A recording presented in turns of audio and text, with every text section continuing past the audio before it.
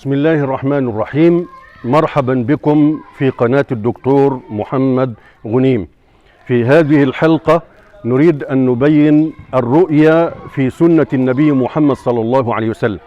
كثير من الناس يطعنون في الكلام على الرؤى والأحلام، ونحن تكلمنا على الرؤى في القرآن الكريم. الآن نريد أن نبين أن سنة النبي صلى الله عليه وسلم تحوي الكثير من الكلام والقواعد في هذا الباب.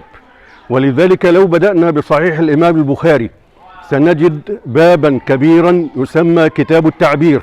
لو فتحنا صحيح مسلم أبواب الرؤية، لو فتحنا الترمذي، لو فتحنا سنن أبي داود، لو فتحنا سنن ابن ماجه، وكذلك النسائي لكن في السنن الكبرى.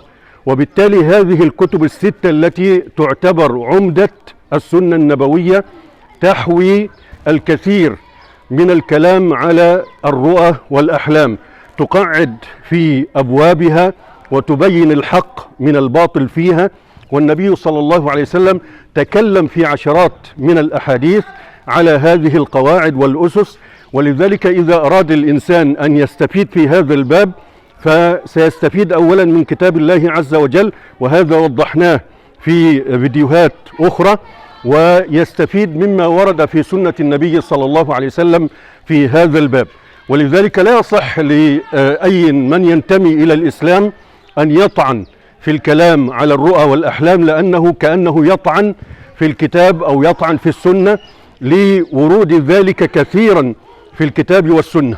كما قلنا الأمهات الست أو الكتب الست، وبعضهم يسميها الصحاح الست، تحوي كما هائلا في الكلام على الرؤى والأحلام تقعيدا وتأصيلا وبيانا، لأن هذه المسألة الشريعة تعلم أنها من القضايا التي تعاني منها البشرية منذ القديم، وأن ترك المسألة بدون بيان قد يدخل الناس في أنواع من الانحراف والضلال، كما هو حاصل على مدى التاريخ عند إهمال تلك القواعد التي وردت عن النبي صلى الله عليه وسلم.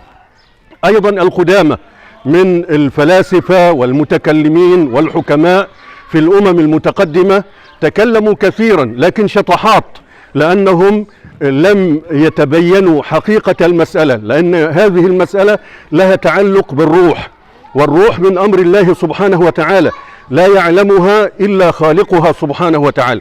وبالتالي القواعد التي تحكم تلك المسألة وتضبطها هي من عند الله سبحانه وتعالى، إما صراحة في كتاب الله أو على لسان نبينا محمد صلى الله عليه وسلم في أحاديث كثيرة غزيرة في الكتب الستة وما يتبعها. ولذلك كما أشرنا لو فتحت صحيح البخاري ستجد بابا كبيرا يسمى كتاب التعبير، حتى أنه شغل في فتح الباري شرح صحيح البخاري ما يقارب من 100 صفحة كاملة تحوي عشرات الأحاديث التي تتكلم على تلك القضية. كذلك لو فتحت صحيح مسلم وهو التالي بعد البخاري ستجد أبواب الرؤية. كذلك لو فتحت الترمذي ستجد أيضا أبواب الرؤية. وكذلك حتى سنن أبي داود مع كونها في الأحكام أساسا، لكن ستجد في كتاب الأدب أو في باب الأدب كلاما على الرؤى والأحلام. كذلك سنن ابن ماجه، وكذلك سنن النسائي لكن في السنن الكبرى لم يتكلم عليها النسائي ولم يورد أحاديث في الرؤى والأحلام في السنن الصغرى، لكن أورد ذلك في السنن الكبرى كتاب التعبير. وبعد الكتب الستة أيضا ستجد في المسانيد مسند أحمد. لو تأملت ترتيب المسند العلامة أحمد عبد الرحمن البنا رحمه الله تعالى الفتح الرباني في ترتيب مسند الإمام أحمد الشيباني ستجد بابا عامرا بالكلام على القواعد في الرؤى والأحلام. كذلك مسند الدارمي في باب واسع في تلك المسألة، والمصنفات والمعاجم وغيرها. لو مصنف ابن أبي شيبة، مصنف عبد الرزاق، معاجم الطبراني الأكبر والأوسط والصغير وغيرها، ستجد الحقيقة أن أي إنسان دارس للسنة سيعلم أن تلك المسألة لها اهتمام كبير في الشريعة، لكن هذا الاهتمام لا يدخل بها إلى الخرافة، بل يحد من دخول الناس إلى الخرافات. لأن خير الهدي هدي محمد صلى الله عليه وسلم.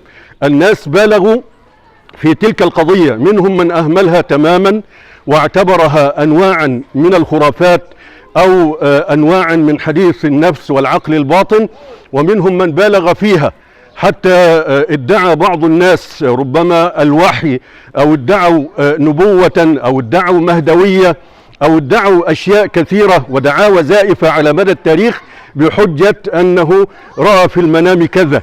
ولذلك الشريعة لأن هي من عند الله سبحانه وتعالى، والله عز وجل يعلم حاجة الناس إلى ضبط تلك المسألة التي لا يخلو عنها إنسان، لأنه ما من أحد إلا ويرى. حتى قال بعض العلماء أن الجنين يمكن أن يرى في بطن أمه. حتى الحيوانات لو لاحظنا حركة الحيوانات وهي نائمة سنعلم أنها ترى شيئا من حركتها ومن تصرفها أثناء النوم.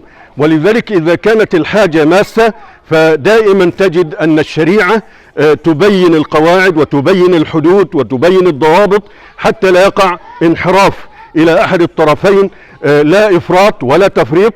وبالتالي نحن ندعو المهتمين بهذا الشأن، أو من يدعي القدرة على التعبير، أو من يهتم بالقراءة في الرؤى والأحلام، أن يكون أوكد همه أولا أن يقرأ الأبواب التي وردت في كتب السنة عن المعصوم صلى الله عليه وسلم حتى يضبط هذا الباب، وسيساعده على ذلك الشراح، لأن كتب السنة أو الكتب الستة وغيرها شرحت شروحا واسعة، كما في فتح الباري شرح صحيح البخاري، أو شرح النووي على صحيح مسلم، أو غيرها. ما من كتاب من كتب السنة إلا وقد شرحه الشراح ربما عشرات وربما مئات كما في صحيح البخاري.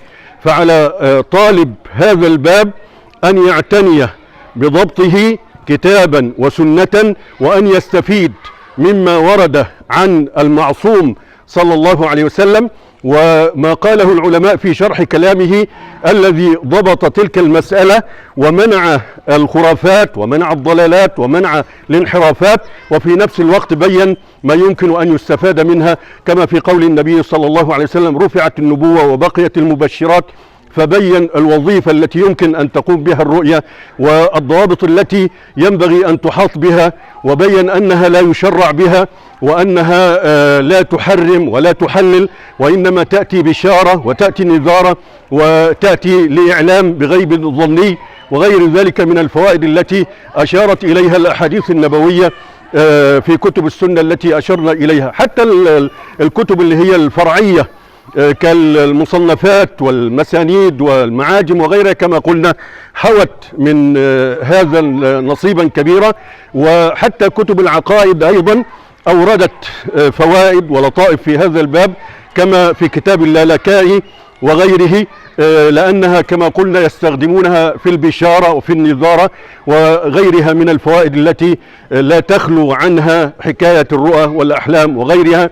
فلا ينبغي أن يغالي الإنسان في أحد الطرفين فيدعي أن الرؤى والأحلام والكلام عليها نوع من الخرافة، ولا ينبغي أن يتطرف أيضا في الجانب الآخر ويجعلها وحيا ينزل عليه يحرم به أو يحلل أو غير ذلك من الانحرافات.